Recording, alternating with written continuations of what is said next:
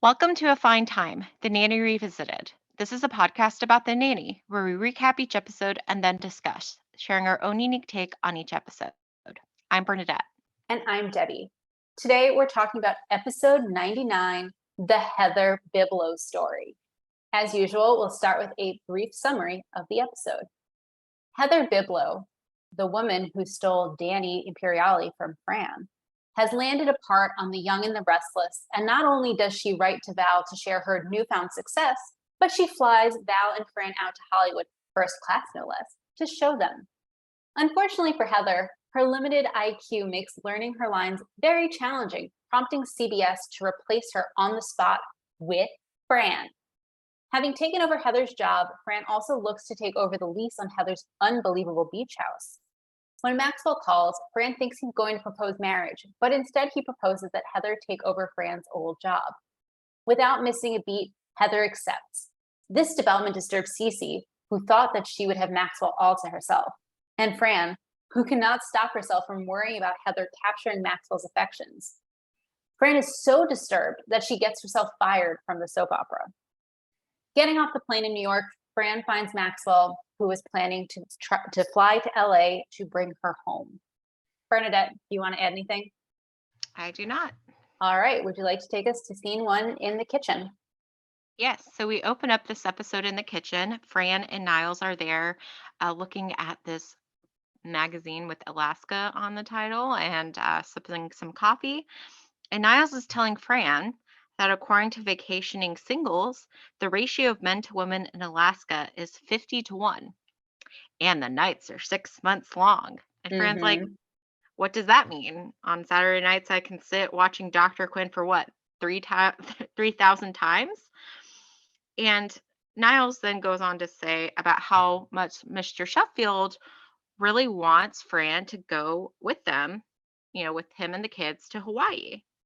And Fran's like, well, it's always the same, dancing in the moonlight, walking on the beaches, then falling into bed wrapped in each other's arms. And Niles is like, since when?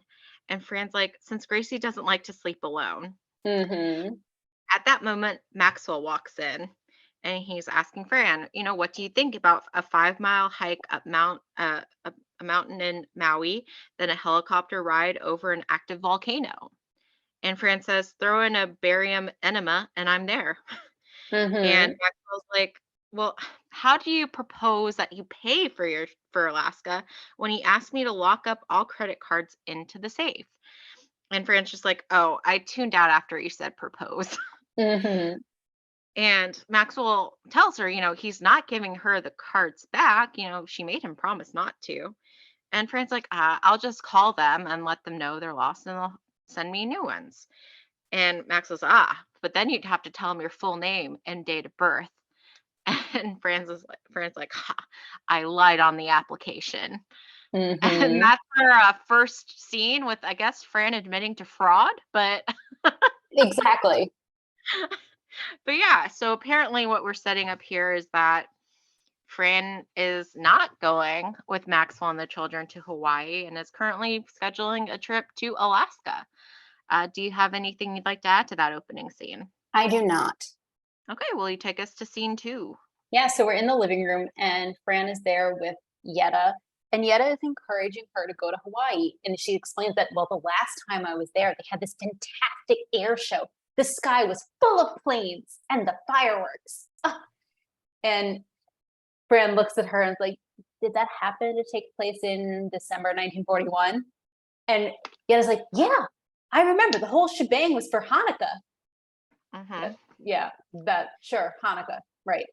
Hmm. The Yeah. doorbell rings and Fran goes to get it and it's Val and she greets her and she's like, well, Val, what's the matter? And Val's like, oh my God, Fran, you're not watching The Young and the Restless? And Fran's like, oh, relax. I'm taping it. I like to watch Jack Abbott doing a love scene while I'm eating a pizza.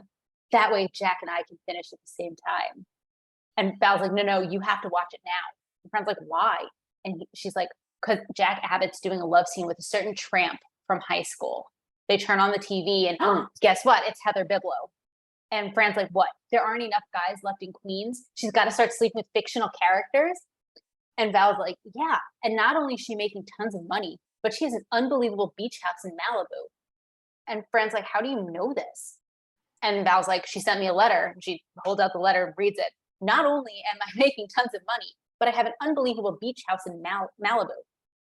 Hmm. And Fran's like, but why does she get all the breaks? She gets my fiance, my job. Now she's on my favorite soap opera. Ugh, I hate that backstabbing lowlife. And Val adds, well, she's offering to fly us to Hollywood. And Fran's like, oh, and yet there's something endearing about her. So, Hmm. as we can imagine, Fran and Val take her up on that offer. Indeed. Um, so then we fast forward to Val and Fran on the deck of what we assume is Heather's gorgeous Malibu house, Unbelievable. unbelievable beach house.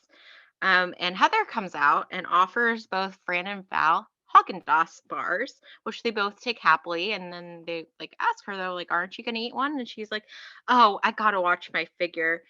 I can't let myself go.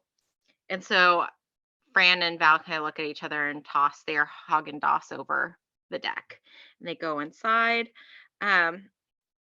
Into Heather's living room, and Heather's saying how it's so sweet that they're still friends with her, especially since she has so much and they have so little. And they all kind of like and I guess this is when we learn that they Heather flew them out first class. Mm-hmm. And Fran even says to rub this all on her face, and then they all kind of like hug and go, ah. But then Heather's like, tonight you're going to have to entertain yourself. I have to memorize my lines. She has a lot. And they ask how many. And she says 4. And Val's like, in a row?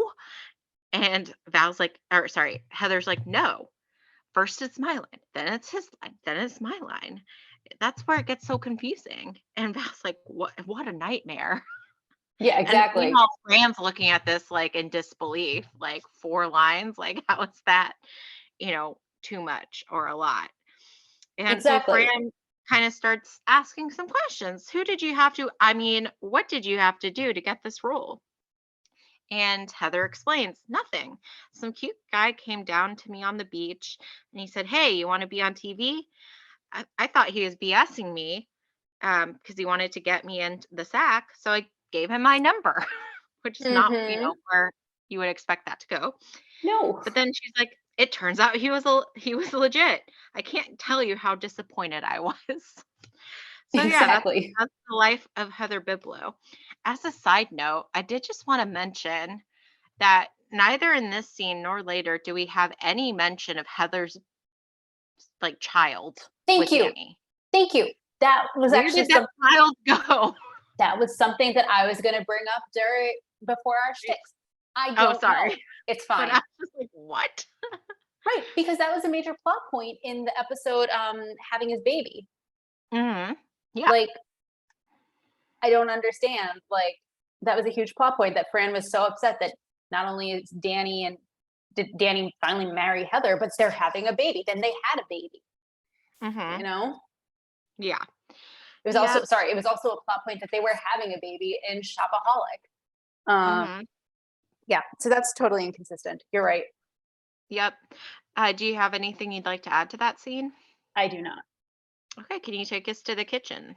Sure. So Niles and Maxwell are in the kitchen, and Maxwell is trying to understand why Fran doesn't want to go on the trip to Hawaii with the family. He's explaining how great this trip is going to be because they're going to be staying in a 4-star hotel with a private beach. And Niles adds, well, sharing a room with Miss Gracie. And Maxwell's like, oh, is that the problem? She doesn't like Gracie? Well, I'm going to have a word with that young lady. And he like walks out of the room, and Niles says to himself, oh God, is there a bigger buffoon in the world? And in walks Cece, and Niles just gestures up to God, basically, like, okay, fine, you win this one. And Yeah. Cece races in, and Cece is. Do you think it worth commenting on what Cece's wearing in this scene? You can go ahead if you want. Just because it doesn't look like her normal attire. Because normally Cece is so like buttoned up and usually wearing dark colors. Every now and then, yeah, she wears a red or a blue or maybe a purple, but she's like in this bright floral, obvious vacation gown, like Mhm. dress, like Yeah. sundress. Yeah, And it's like Hawaii. exactly, it's like Hawaiian themed. Like she's Mhm. ready. So she's here. She's like, I got here as fast as I could. I am appalled that Nanny Fine would leave Max on the lurch like this. Luckily, I am available. And she adds, I was supposed to go to Scottsdale to visit my grandmother, but as long as they keep her plugged in, where's she going? And Niall's like, well, I suggested you, but Mr. Sheffield wanted someone easier to look at in a bikini. And then the side door opens and in walks Grandma Yetta, also decked out to the nines in Hawaiian attire. Aloha! The hotel has a private beach. Look what I'm gonna wear. And I think she shows off a string bikini, or a very small bikini anyway. Bernadette, do you want to add anything? Well, she pulls out, like a different pair of sunglasses, I thought. Oh, oh, see, this is why I need to wear my glasses when I watch things because I just assumed it was a bikini because of Yeah. Niall's comment about someone who's easier to look at in a bikini. Yeah. No, because I think I like glanced because I was taking notes. So like glanced up and I'm pretty sure she said she had switched out her glasses, I think. I could be wrong. And then she's like, only this. And so I didn't know if she was saying like, "Oh, this is the only thing I wanted to show you," or "No, I'm only wearing my sunglasses." I couldn't Probably tell. only wearing her sunglasses, which Yeah. okay. Sorry guys. Yeah. No, it's all good. So yeah, then we hop ahead back to California. We're at the CBS studio at the security gate, and Val and Fran are there, and they're like so excited. Fran's like, "Val!" And she gestures to the security guard who's approaching them. You're Larry from Three's Company. And Val's like, oh, it can't be him. Larry's much younger. I just watched the show yesterday. Hmm. And Fran's like, this is why you lost at Wheel of Fortune with Lawrence of Aruba. Hmm. And so Fran turns to the actor who played Larry. So what happened, Larry? You were a huge TV star. And Larry's like, what are you, Diane freaking Sawyer? Now just tell me who you want to see. Fran says Heather Biblow of The Young and the Restless. And so then Larry like explains how to get there, go through the artist section. Then you want to check in with Aaron Moran. And Fran starts kind of talking about, oh, like, wow, like they're here today, gone tomorrow. If there's a reason not to be a sitcom star. Hmm. Basically, like all of these once big name TV personalities are no longer, acting. Is there anything you'd like to add to that, or did you count that next little bit along with it? I actually counted like all of their like wandering as one Oh, long scene. okay. Okay. Well, I mean, we flash to then a little bit of like some type of executive talking with an assistant about wanting a fresh new face. And apparently they've been having difficulty finding someone. And the man's like, I just need someone who can walk and talk. And at that point, of course, Fran and Val walk by with Fran talking, and they kind of look at them, and then he just says, keep looking to his assistant. So Fran got rejected in that moment. And then we kind of go into the building, and Fran's like, oh, Joni Cunningham said that the Young and the Restless is somewhere around here. And then they notice two actresses. Oh my God, Taylor and Maggie from The Bold and the Beautiful. And, they're fangirling basically. Hmm. One of them, I Hard. can't tell. I don't know who's who, but one of them's like, oh, you guys must be playing the hookers, right? And like Fran and Val do nothing to dissuade them of like that idea. Um, so anyway, because they're fangirling. So they leave. Then they see, oh, Jeannie Cooper. My mom loves you so much. Um, when you broadcast your actual facelift on TV, she couldn't eat for weeks. She lost 14 pounds. And so she's Mhm. not too thrilled on that. She kind of walks away. Exactly. Malcolm. And Val's like, how can you tell without his shirt off or whatever? And Fran goes up to Malcolm. Fran Fine with Soap Opera Digest. Can you take a picture with your shirt off? And he's like, sure. And I know you're not from Soap Opera Digest. Oh, well, then why are you taking your shirt off? And then some other guy, Nicholas, comes at that time, and then they walk off. And again, Fran and Val are having like the best time fangirling over everyone. I believe Fran makes the comment that the hallways are better than the Lido deck on the Love Boat.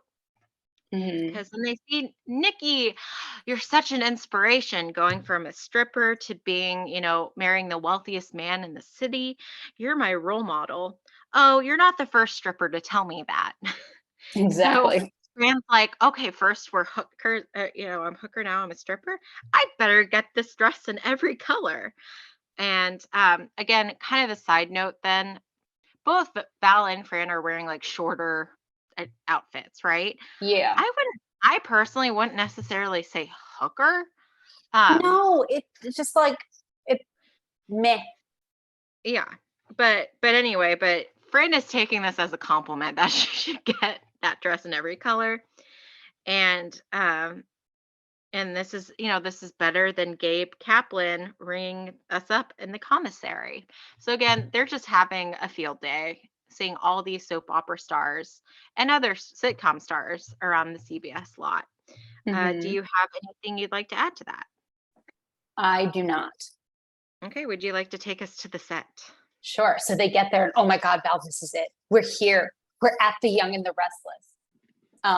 And they're like over by the set, and someone's like, hey, would you mind waiting over by the food table? And Fran's like, yeah, sure, honey. We aim to please. And then they walk off the set, but they're over to the side and they're like, oh, and Fran's like, oh my God, Val, there's Jack Abbott. Heather's gonna do a love scene with Jack Abbott. And so someone calls action. And the actor who plays Jack Abbott is saying to Chantal, we can't. If Victor finds out, he'll kill both of us. And then there's this really awkward pause where Heather looks confused and she's like, it's my turn to talk, right? Cut, shouts someone. And she's like, well, at least I knew it was my turn. And the director's like, okay, we'll just start over one more time right from the beginning, okay? Action. And then instead of Jack getting to say anything, Heather says, Jack, I don't think we should have gotten on this plane. And he's like, are we on a plane? We were on a plane yesterday, remember? We sat in first class and you said, I can't ride this horse. Yeah. And so the director, says, let's take five, and says to Heather, for you, that's a whole hand. Heather goes over to Fran and Val's like, you were really good. And Heather's like, oh, you're just saying that. And Fran's like, no, amazingly, she's not. And Fran and Val offer to help Heather learn her lines. And Val explains that Fran's really great, that she helped me memorize my license plate. And then Val rattles off her license plate number 111 B A. And like she pauses, and Fran's like, L, Val, which Mm-hmm. is sort of unfortunate on many levels. Mm-hmm. And Heather's like, are you sure you can help me? And Fran asks for her first line, but we don't really get to hear more of the interaction between them because they're like, I consider this all one scene. Did you? Mm-hmm. Okay. Mm-hmm. So then we like cut over to like Jack and the director, and he's saying that either she goes or I go. And the director's like, but Peter, who on earth are we going to find who can take her place on such short notice? And then we cut back to Fran, who's like reading the line, oh, Jack, I don't give a damn about Victor. I love you. And Jack's like, that girl. And then it cuts back to Fran, and there's a little snippet of the That Girl theme song, I think. Mm-hmm. Mm-hmm. And that's the scene. Do you want to add anything? I do not. All right. Would you like to take us back to New York? Yes. So Niles is on the phone in the living room, and he's apparently talking to Fran. You're telling me you've taken a job on a soap opera and you're not coming home? Well, of course I'm shocked. They gave you a speaking part? Exactly. And anyway, Cece walks in at that point, and she's kind of overheard, never coming back? Nanny fine. And then we kind of go into like a fantasy of hers where she is in the kitchen and Maxwell walks in and kind of gives her a back hug, rests his chin, on her shoulder. Oh, good morning, and she's like, good morning, Maxwell. And he's like, good morning, Mrs. Sheffield. And Hmm. so we come out of that daydream. And anyway, Doesn't she also do something with the ring on her finger, like polishing it on her suit jacket or something? oh, maybe. I thought maybe it was like that kind of like her nails, like the kind of like Like, polishing kind of like motion when that people sometimes do when they're like, I don't know, feeling like they're winning or something. I don't know. oh, interesting. I thought she like blew on the ring to like make sure it was sparkly and then like wiped it on her. No, that could be it. I wasn't paying too terribly close to that particular part of it. Fair. Um, but anyway, like so, um, Niles gets off the phone, and again, Cece's just so thrilled that Nanny finds never coming back.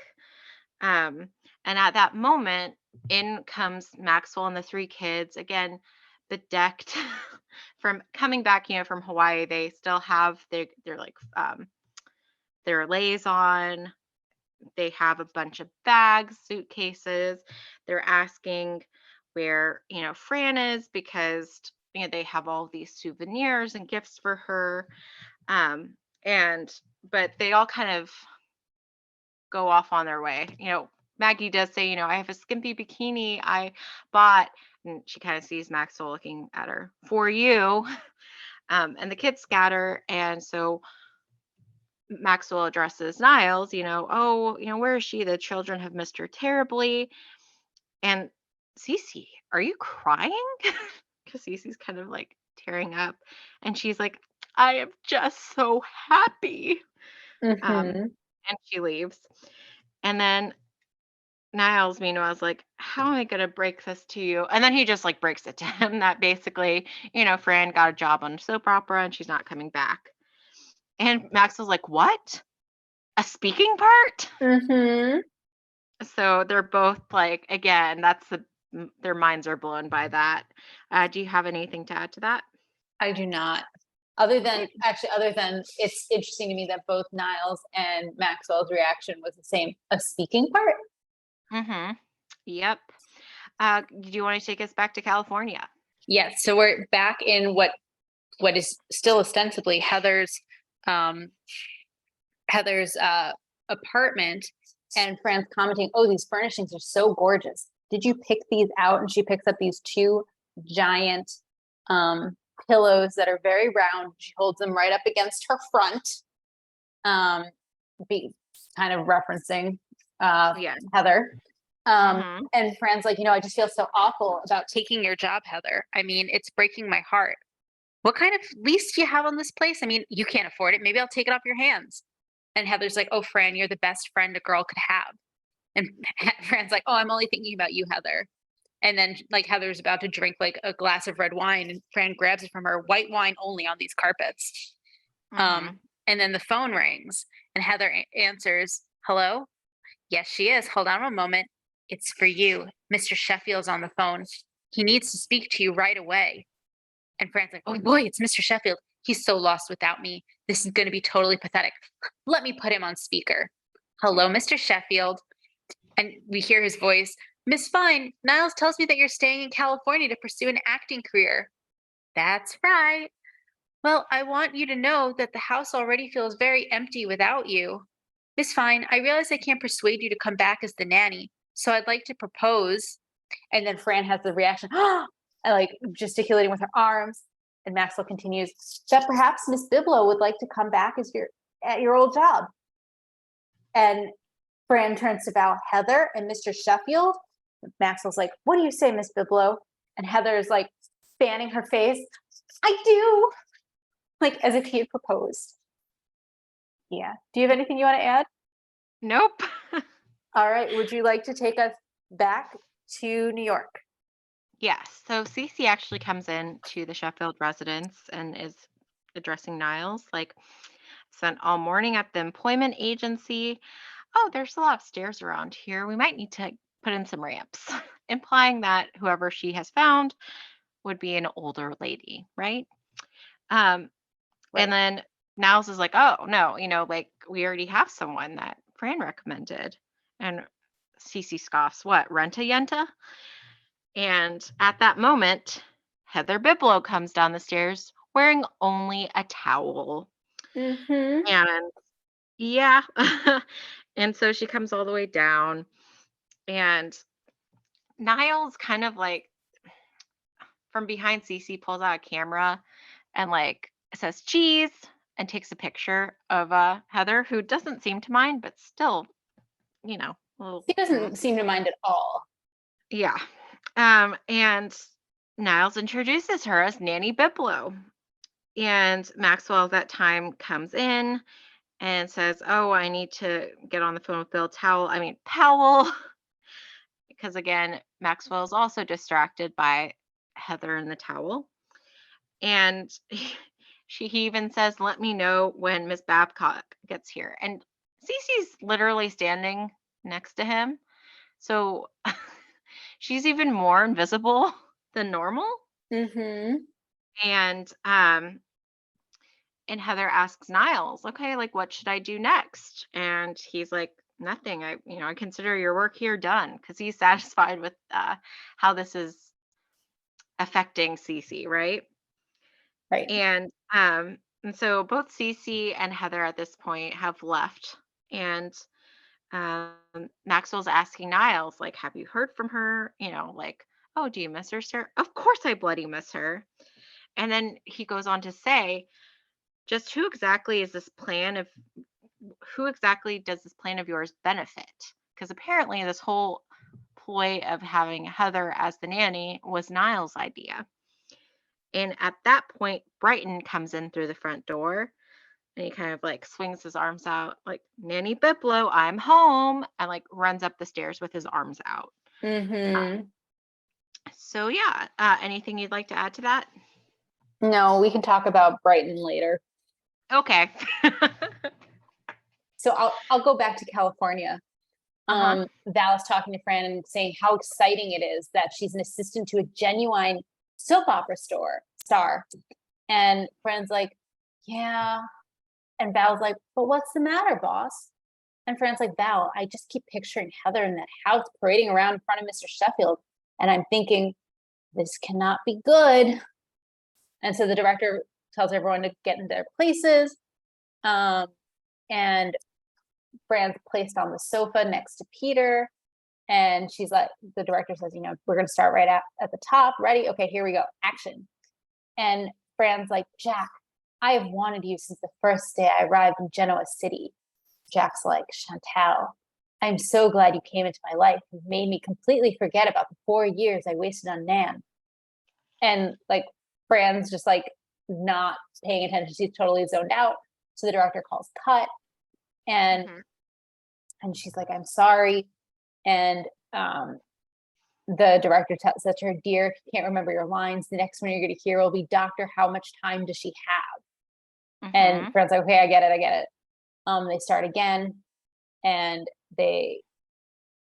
Fran's like, Jack, I keep thinking about you and Heather sitting on Mr. Sheffield's desk. Who? What? And so they cut again, and Fran's like, I'm so sorry. And the director's like, Fran, you're making up words again. And she's like, I know, I'm sorry. I have this personal problem.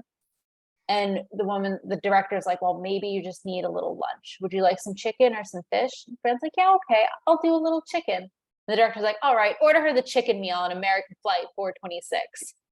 So Mhm. there Yeah. goes Fran's life as a soap opera star. Do you have anything you want Mhm. to add? Yeah, I think like it's the 4 years wasted on Nan that takes her out of the scene, right? Because up until then, she was doing it fine, but the implication there being She wasted this is 4 years on Maxwell. the nanny. Yeah. Mhm. Yep. Yep. Okay. So we fast forward, and apparently she was put on that plane because she is now um, getting off the plane with Val in New York.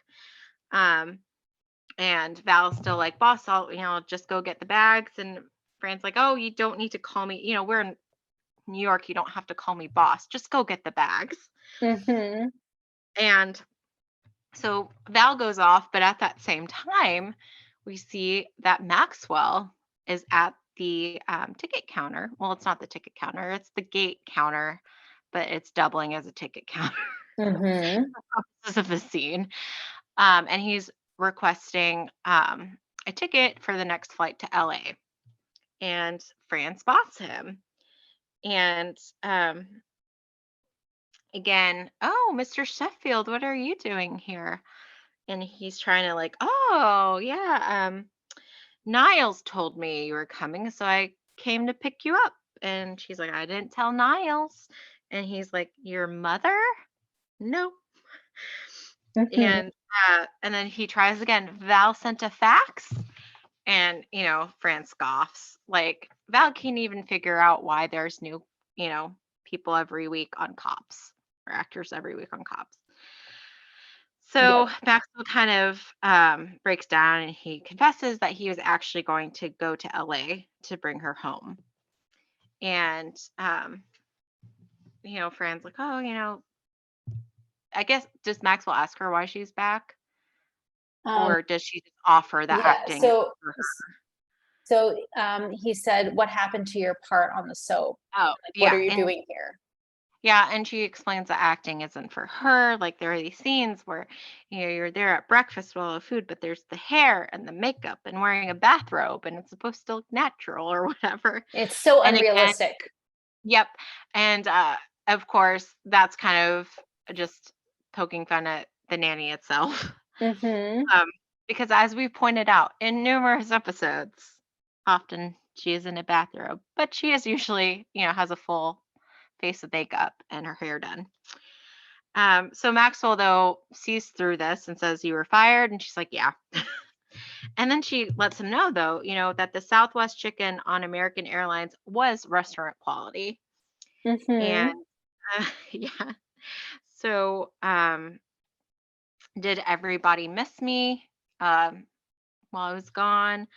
Yes, except for one person. Especially, Oh, especially one person.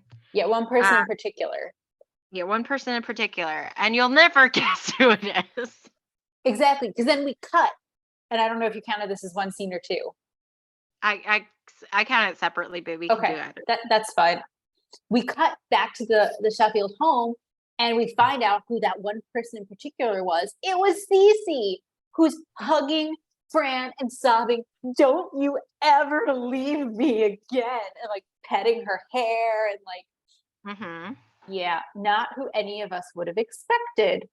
Nope, not at all.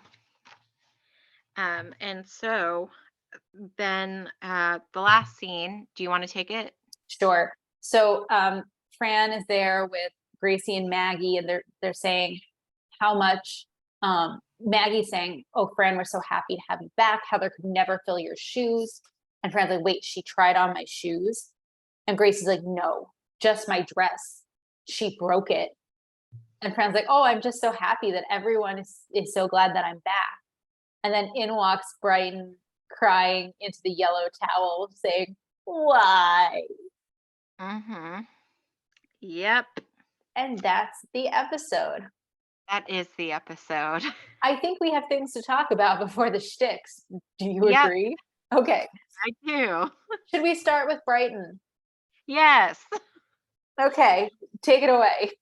I mean, you know what I'm gonna say, It's right? inappropriate. Yeah. I feel like I'm beating a dead horse with this, but excuse the phrase. I know that would upset you. Sorry. No, it's Uh, okay. I can't think of a better, a different, less violent uh, yeah, way to phrase that. because again, Brighton's a minor still, Well, and at least he's not 10 years old anymore. yeah, at least he's like a teenager. But still, like it's just like it seems like this has been this thread throughout the seasons that they kind of just sexualize him in a way, like just make him extra horny, I Yep. guess. And so yeah, I mean, and that's like his biggest role this episode is to add that factor to it, right? Right. Um, so for the record, this is a tiny um piece of future fun, but like at the end of this season, Brighton makes the comment that he doesn't need a babysitter because he's old enough to fly a chopper in the Israeli army. So like he's what, 16, 17? Well, So and like that's what's weird is like we've discussed this before that the ages are not are kind of all consistent. over the place because again, starting out he was like 10 and we're Exactly. 4 seasons in, so technically that would make him like 14, 15, depending on when his like birthday falls. Right.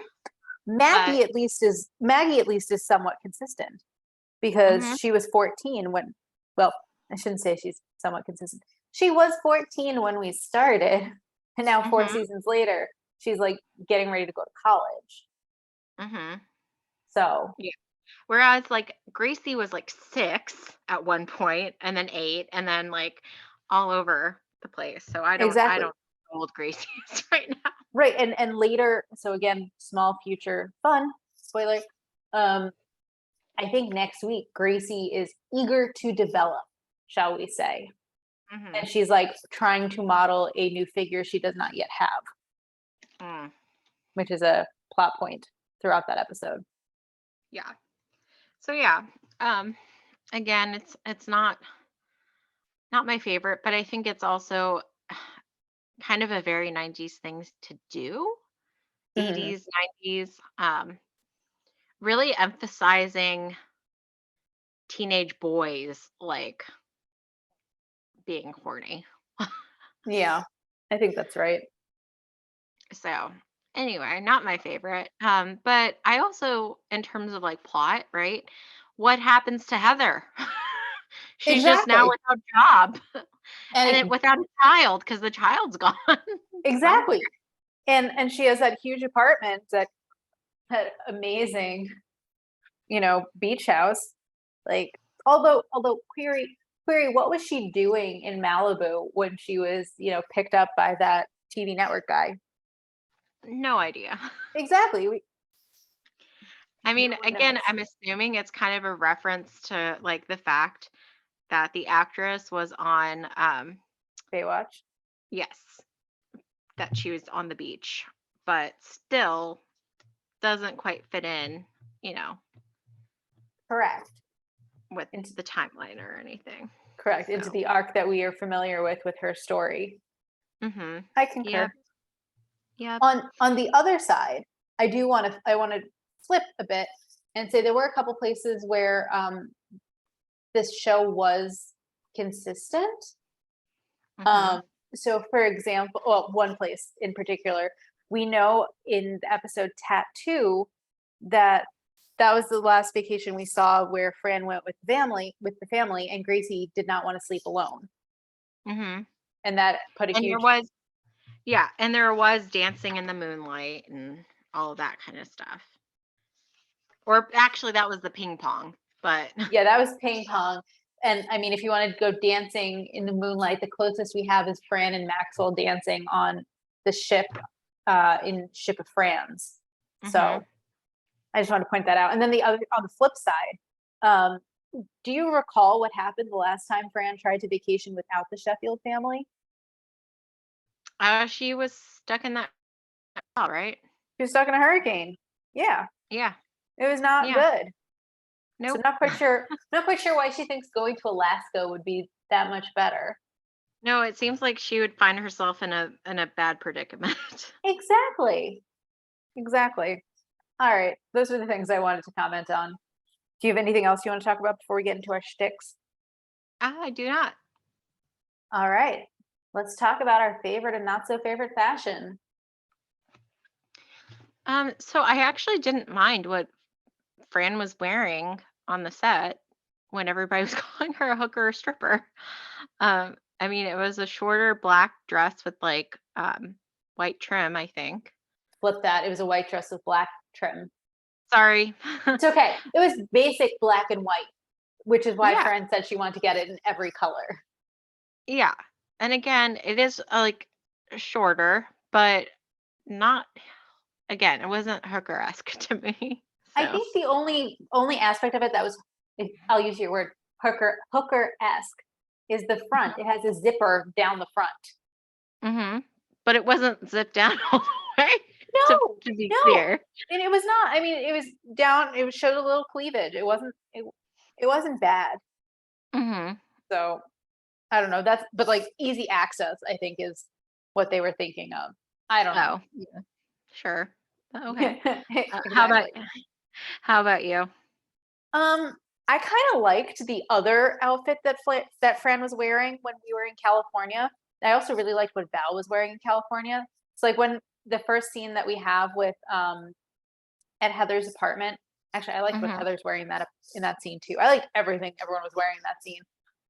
Fran was wearing a dress that had a blue skirt, had black around the middle, and the top was it had like one part that was blue to match the skirt, and then most of the top was white with black polka dots and black trim. I thought that was Mhm. really cute. Heather was wearing a more California-esque dress with like spaghetti straps. It was like a peach with flowers. And then Val is wearing my favorite outfit of that scene. She's wearing a neon green shirt under an open green button down. And then she's wearing like a navy skirt with blue flowers and green, like centers of the flowers to match the neon green on her shirt. Mhm. So, Yeah. Yeah. Beach vibes. yeah, California vibes. Yeah. I will say that the dress that you mentioned that Fran was wearing when they went and visited the set, I think she actually Mhm. wears that next week. So Oh, you'll see it interesting. again, I think. Yeah. Because again, like I'm not like crazy over it, but like it was I thought it was fine. Right. Like It could I have been didn't so see much why they worse. kept making those comments to her. But yeah. Agreed. Okay. Any other fashion you wanted to discuss? I mean, we already talked about Cece's like vacation attire, so I'm good if you are. Yep, I'm good. Uh, So notable New Yorkers. There's quite there, a few. yes, there are. Starting with Heather Biblow. Played by Pamela Anderson. Hmm. We've seen And her she played before. Heather before as well. Correct. She's best known for her role on Baywatch. Hmm. And again, we do have a couple of references that we've talked about before. For instance, Dr. Quinn. Yep, we talked about it a lot. Yeah, Dr. Quinn, medicine woman. I didn't know if you got in, like, if you talked about Hawaii, Maui, or anything at all, or Alaska. I mean, I listed Alaska and Hawaii. Those are both Mhm. states in the United Mhm. States. They're the last two states to enter the union. Mhm. Yeah, and they're not part of the contiguous United States. Correct. I do want to mention that in the first scene, they're reading Vacationing Single. That's not a real magazine. Okay. I looked, I wasn't sure. Good. Good.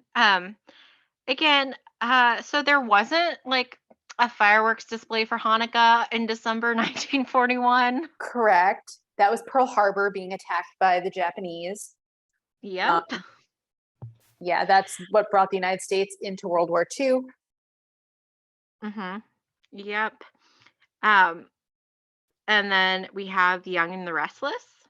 It's a soap opera airing on CBS for 50 years that revolves around the families who live in Genoa City. That's according to Mm. our friends at CBS.com. And then Jack Abbott He's a is character mhm. from The Young and the Restless. He was introduced in 1980, and that's according to our friends at Wikipedia. Wow. Did you put Malibu or Hollywood at all? I did not. Those are Okay. cities in California. Mhm. We have another mention of Haagen-Dazs. Ice cream company that we've talked about before. Yeah, apparently the nanny really likes Haagen-Dazs in particular. Which is funny because I think Fran Drescher, I should say, cut out dairy from her diet entirely. Mhm. So all the ice cream references are particularly interesting. Mhm. Yeah. And then we have Three's Company and Larry. So Larry from Three's Company was played by Richard Klein, and that's Hmm. according to our friends at Wikipedia. Hmm. And it's funny too, just as a side note, is that like Larry in Three's Company is not one of the main characters. Like he's one of like the side characters. Oh, Uh, I've never seen Three's Company, so no, good to yeah. know. So like the premise of Three's Company. Sorry, I watched this on Nick at Night as a child. Is that there are three roommates, Jack Tripper and Janet, and then the third one has alternated. There was Chrissy, and then that actress left, so it was a different one. Cindy? I don't know.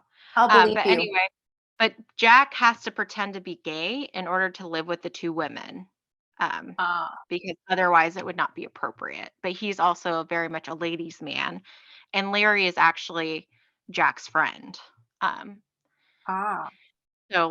so he comes by, but he's not like the main character of the show, which did you get that impression from how hard they were fangirling over him? I thought he was, especially because of the comment about don't be a a sitcom star. Yeah, yeah. So that's why I wanted to kind of point that out. Is that like he was in it, like he was a consistent character in it, but he wasn't like the main character in it.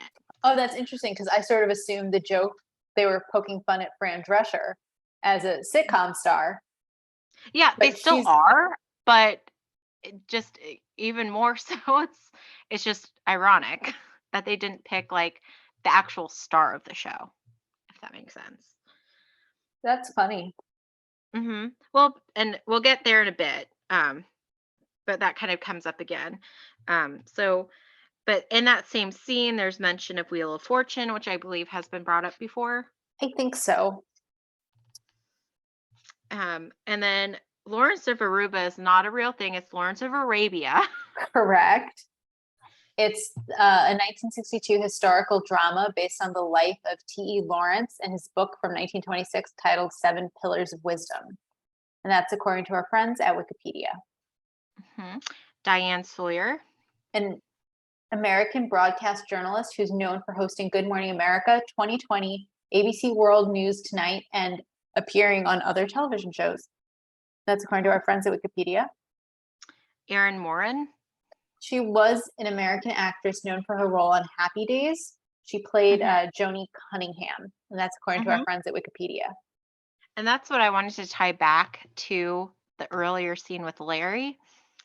Richard, really, because Fran keeps referring to him as Larry, which is his character's name, not his actual name, right? Correct. And he directs them to go check in with Aaron Morin, and that's when you get the whole comment about they're here one day, gone tomorrow, not to be a sitcom star. And like you said, she played Joni Cunningham, and in that following scene, Fran even says, "Oh, Joni Cunningham, said that the Young and the Restless was around here." Um, so again, like Joni Cunningham was not like the biggest character on Happy Days. Did you watch Happy Days? I did not. Okay, because she's the sister of Richie Cunningham. So again, she's in it, but like at least I don't really consider her like one of the main. Although later she has a bigger part when she and Chachi start dating. I'm just throwing names at you because you have no Correct. idea what I'm talking about. I have no idea. Again, So I'm just like, okay, cool. Cool, cool. yeah, yeah. But suffice it to say, she's not like the main character. So it's kind of a similar situation with Larry and Three's Company. So I just think it's interesting. And it's also like I don't know if I were an actor if I would appreciate just being called by my character's name. I don't know about you. Not particularly, which I mean, Fran Drescher clearly got around that by having her main character be named Fran. Yeah. Yep. But anyway, that was kind of that connection there. And then there's a whole litany of actors and actresses from various soap shows. The only one I could identify by sight, I think, was Shamar Moore, was Malcolm, unless I'm wrong. Shamar Moore, yes. Sorry, I'm like looking Okay. at my notes because I know. I couldn't identify any of them on site. Well, I know Shamar Moore from Criminal Minds. That's what I know him from. So this is a young Shamar Moore. Okay, well, we'll Shamar. start with Shamar Moore. Shamar Moore Mhm. played Malcolm Winters, a fictional character on The Young and the Restless. He was the original actor to play him, play the character beginning in May 1994. Mhm. And You want, apparently his character went shirtless a lot, which I mean, who's to blame them? right. Uh, do you want me to go through the various people? Yeah, if you don't mind. Sure. So there were Taylor and Maggie were both from The Bold and the Beautiful. Taylor Hayes was a fictional character played by Hunter Tylo on and off again throughout the 1990s until the role was recast in December 2021. And that's according to our friends at Wikipedia. Maggie is Maggie Forrester, was played by Barbara Crampton from 1995 to 1998. That's according to theboldandthebeautiful.fandom.com. Then there's Jan Cooper.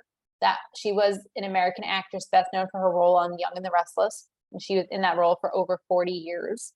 That's according to our friends at Wikipedia. There's a reference to Soap Opera Digest, which is a publication that focuses on soap operas. It's according to Mhm. soapoperadigest.com. Nicholas is a reference to Nicholas Newman, and he was kind of interesting because he's a fictional character on The Young and the Restless. The character was born on screen in 1988 before being rapidly aged to be a teenager in 1994. At which point, Wow. at which That's point, quick. the character was portrayed by Joshua Morrow. So yeah, I thought that was super interesting and super weird. Like, the character is born on screen. 6 years later, he's a teenager. They grow him real big in Genoa City. I guess Yeah. I don't know. Um, there's a reference to The Love Boat. That's a romantic comedy or romantic drama that was on ABC from 1977 to 1986. That's according to our friends at Wikipedia. Nikki is a reference to Nikki Newman, who was on The Young and the Restless, and portrayed by Melody Thomas Scott. And she's considered an icon of the soap opera genre. That's according to our friends at Wikipedia. Was she the mother of Nicholas? I think so. Okay. I mean, just the last name was what caught my attention. They're related, and I think she's the mother, but I didn't write that down. Mhm. Gabe Kaplan, American Mhm. actor, comedian, and poker player who is known for his role in Welcome Back, Kotter in the 1970s. And that's according to our friends at Wikipedia. And yeah, I think that's everybody. Mhm. Yeah, because then we already talked about Jack Abbott, right? Actually, we didn't because I did Okay. not include him because I overlooked him because he was right there. Oh wait, yes. Sorry, hold on. We did. All I did, all I noted was that Jack Abbott was a character from The Young and the Restless. I did not note who played him, but he was definitely played by um, the same actor. Um, he was Peter Bergman. Mhm. Okay. And then you mentioned too that whenever he says that girl, they play the girl theme. Yeah, and I think we talked about that girl previously. Mhm. I think so too. So let's see. I'm I have trying two to see. more. Okay, go Uh, for it. Bill Powell, so who Uh-huh. Maxwell calls Bill Towel initially. He was an American businessman, entrepreneur, and golf course owner and designer whose Clearview Golf Course was the first to cater to African American golfers. That's according Hmm. to our friends at Wikipedia. And then the only other one I had was American Airlines, which is the largest airline in the world based on revenue, passenger miles, and scheduled passengers carried. It has almost, do you want to guess how many flights it has each day or how many countries it has destinations in? A lot. Good guess. Um, Apparently, it has almost 6,800 flights per day to destinations in 48 countries, totaling nearly 350 destinations. Wow. That's according to our friends at Wikipedia. And And then then I'm out. I have one more. Okay. Crime the show. television show. Yeah. Yeah. Yep. So yeah. So I think I'm out. So then Yenishikop. I only have Yenta, which is a Yeah. nosy busybody, which we've talked about previously. So hmm Yeah. It was kind of a lighter um yeah. episode, especially given like recent episodes we've had that had a lot more in this category or the Mm-hmm. shtick. Okay, so 90s nostalgia. Um, Old cars. yeah. And then I did want to note this is kind of like tied to fashion, but I didn't talk about it in that shtick.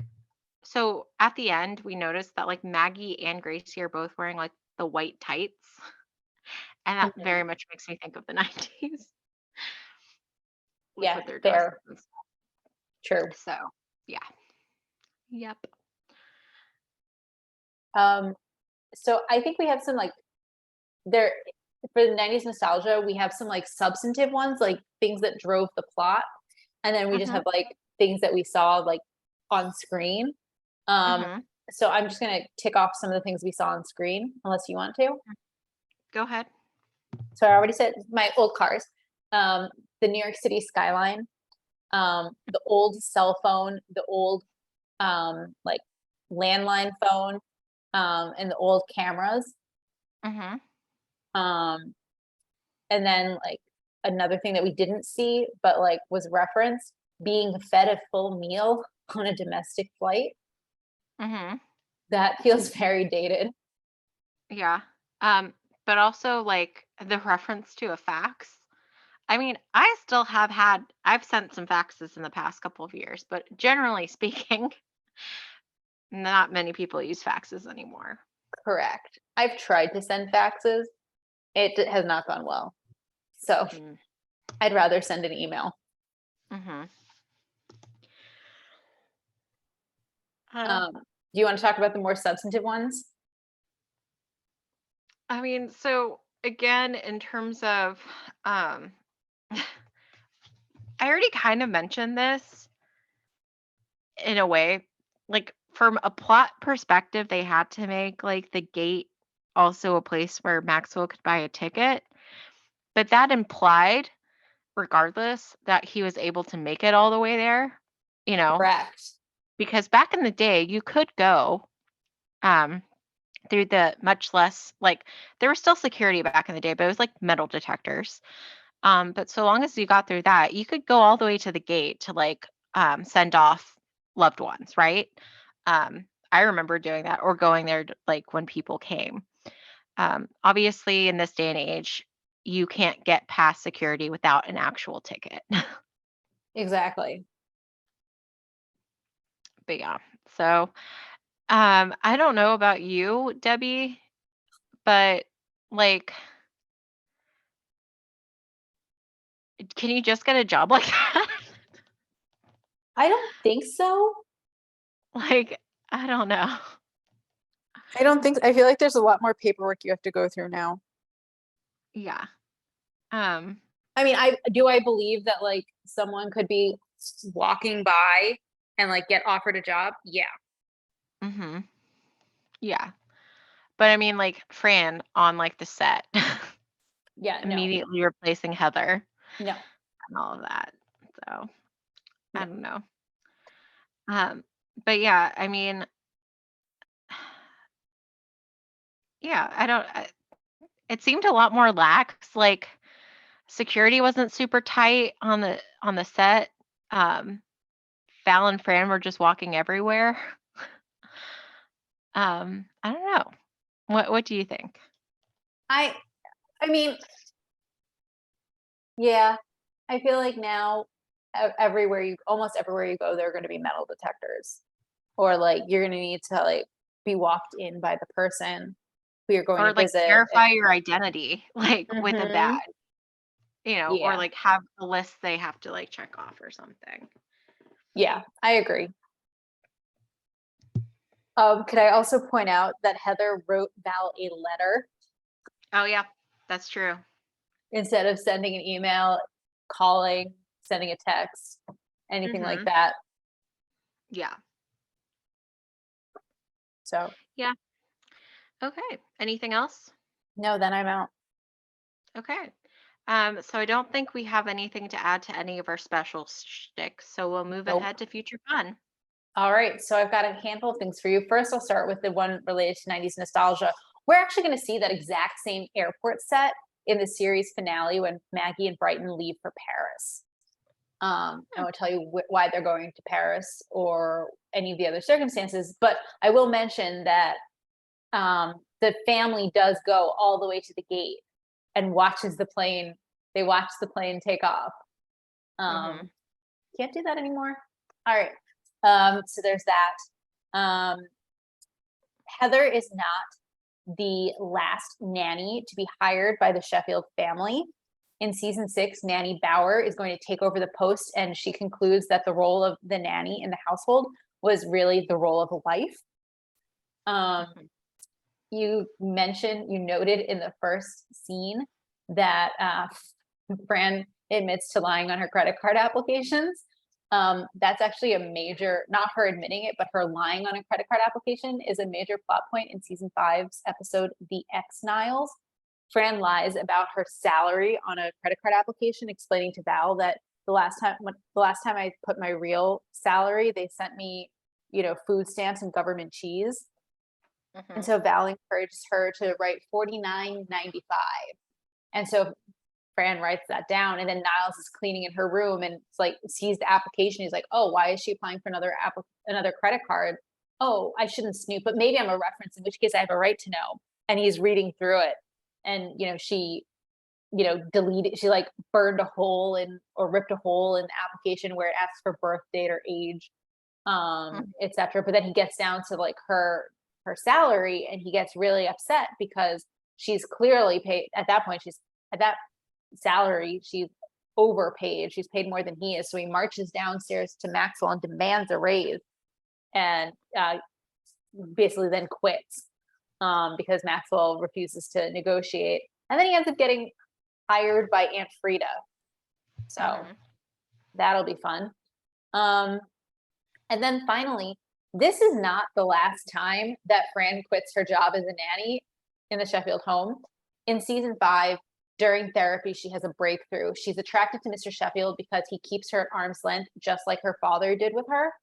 And then in discussing this breakthrough with Sylvia, she realizes that she has to change herself since she can't change her father and she can't change Mr. Sheffield.